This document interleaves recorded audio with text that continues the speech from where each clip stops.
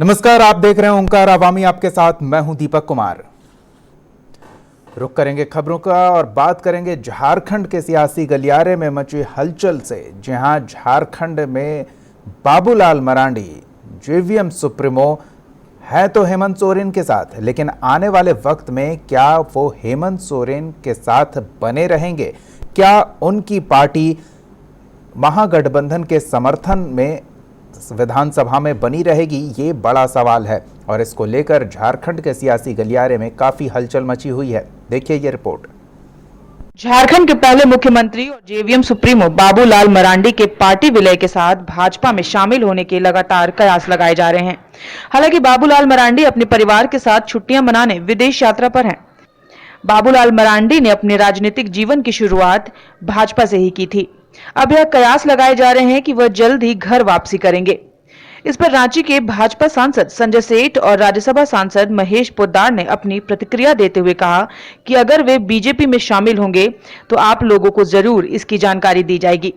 वहीं राज्यसभा सांसद महेश पोद्दार ने भाजपा में घर वापसी होने पर स्वागत करने की बात कही है।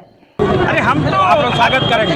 अरे भाई, जो बात होगी आप क्या है नहीं है आपको बता दिया जाएगा, लेकिन अभी तो हम मीडिया में सुन रहे हैं, आपके समाचार में सुन रहे हैं। जब होगा बता दिया जाएगा, होगा कि नहीं होगा आप देखो तो। ये चुनाव के समय और ये बड़े नेता हैं, इसमें कोई शक नहीं है, लेकिन ऐसी कोई बात तो होगी वो ऐसा सांसद महोदय ने बताया कि वो आप लोगों को मिल जाएगी। अभी तो हम लोग प्रयास कर रहे हैं, उसके लिए हम आपको धन्यवाद भी नहीं देना चाहेंगे, लेकिन ये जरूर कहना चाहेंगे करते रहिए, आप अपना ये आपका धर्म।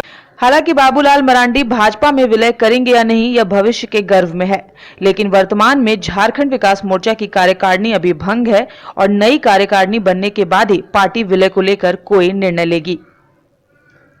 ओंकार आवामी के लिए मनीष झा की रिपोर्ट। तो काफी हलचल मची हुई है बाबूलाल मरांडी के करवट बदलने को लेकर, लेकिन फिलहाल बाबूलाल मरांडी झारखंड में है नहीं और ऐसे में तमाम तरह के बयानों का क्या औचित्य रहता है? क्या सिर्फ सियासी चालें ही झारखंड में देखने को मिलेंगी?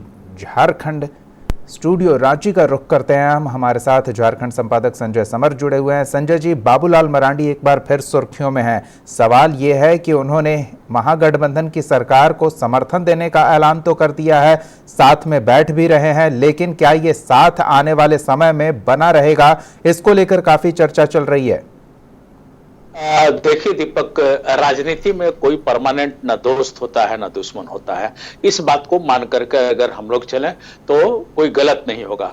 भारतीय जनता पार्टी के चाहे पूर्व मुख्यमंत्री केंद्रीय मंत्री अर्जुन मुंडा हो या फिर कोई बड़े नेता हो, महेश पोद्दार राज्यसभा सांसद हो, कोई भी है, बाबूलाल जी के आने का स्वागत कर रहा है, कह रहा है कि बाबूलाल मरांडी अगर आ रहे हैं तो ये अच्छी बात होगी।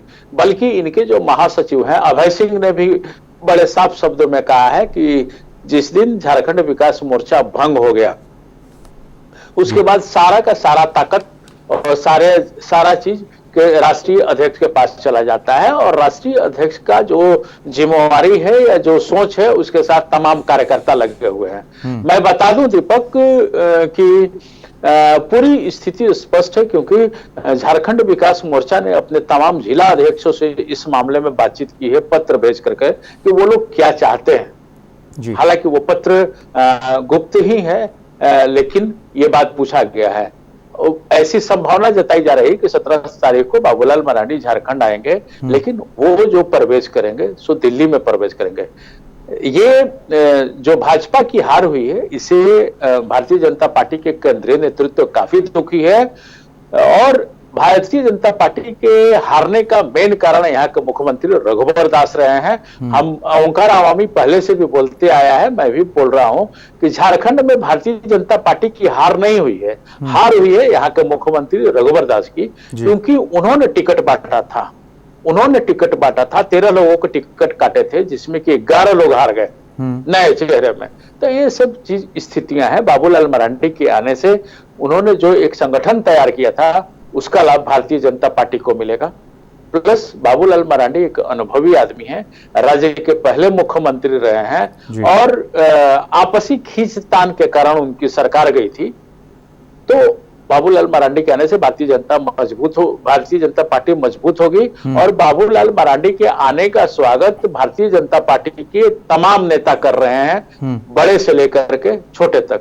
अब देखना यह है कि आगे क्या हो रहा है। संजय जी, ये सिर्फ स्वागत करने की तैयारी है या फिर बीजेपी की मजबूरी है कि वो बस चाह रहे हैं कि बाबूलाल मरांडी आदिवासी चेहरा हैं, सूबे में उनकी अपनी साख है, अपनी पहचान है और बीजेपी के पुराने नेता रहे हैं, तो ऐसे में अगर उनका बीजेपी में आना होता है तो वो अपनी शर्तों पर आएंगे, बीजेपी की मजबूरी है ये?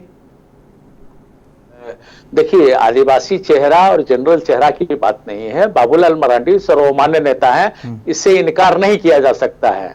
बाबूलाल मरांडी दुमका संसदीय सीट से सांसद रहे, वो रिजर्व सीट था। अपना आदिवासी चेहरा को हटाने के लिए वो कोडरमा जनरल सीट था, वहां से भी वो चुनाव लड़े और सांसद बने। तो बाबूलाल मरांडी सर्वमान्य नेता है, इनको आदिवासी कह करके बांधना थोड़ा सा अटपटा दिखाई दे रहा है। राज्य के अर्जुन मुंडा भी सर्वमान्य नेता है, वो भी जनरल सीट जमशेदपुर से चुनाव लड़े हैं। तो जनरल सीट से जो चुनाव लड़ लेता है वो सर्वमान्य नेता माना जाता है। इसी से बाबूलाल मरांडी को सिर्फ और सिर्फ आदिवासी नेता कहना थोड़ा सा असुविधा वाली बात होगी।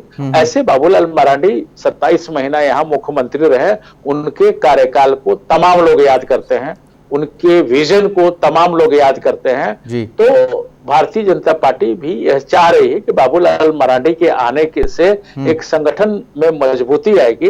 दूसरी ओर देखें तो यहाँ अगर आदिवासी की बात करें तो आदिवासी चेहरा में अर्जुन मुंडा की छवि भी बिल्कुल साफ है, लेकिन उनको केंद्र ने बुला लिया है, वो केंद्र में आदिवासी कल्याण मंत्री हैं। तो यहाँ कोई वैसा चेहरा दिखाई नहीं दे रहा है। रघुवर दास का चेहरा पर लोगों ने चुनाव लड़ा, लेकिन वो सफल नहीं हो पाए। बाबूलाल मरांडी भारतीय जनता पार्टी से हट करके पूरे प्रदेश में अपना एक मजबूत संगठन बनाए। पहली दफा वो 15 विधायक को लेकर के आए, दूसरी दफा वो 8 विधायक को लेकर के आए। उनके पास अनुभव है, काफी अनुभव है और छवि बिल्कुल साफ है। इसलिए बाबूलाल मरांडी को आने की स्वागत सब लोग कर रहे हैं, चाहे अर्जुन मुंडा करें, चाहे संगठन मंत्री करें या भारतीय जनता पार्टी का कोई नेता जो बोल रहा है, जितनी तस्वीरें या जो चर्चाएं आ रही हैं, तो एक सर्वमान्य नेता होने का उनको लाभ मिल रहा है। बिल्कुल, बने रहिए संजय जी हमारे साथ, हम आगे कुछ और मसलों पर बातचीत करेंगे आपसे। तो फिलहाल बाबूलाल मरांडी झारखंड में नहीं है, विदेश दौरे पर गए हुए हैं और जब इस व्यक्तिगत दौरे से वापस आएंगे तो वो दिल्ली में किससे मुलाकात करते हैं, क्या बातचीत होती है या फिर बिना किसी से मुलाकात किए सीधे झारखंड पहुंचते हैं, ये देखना दिलचस्प होगा क्योंकि चर्चा का बाजार गर्म है।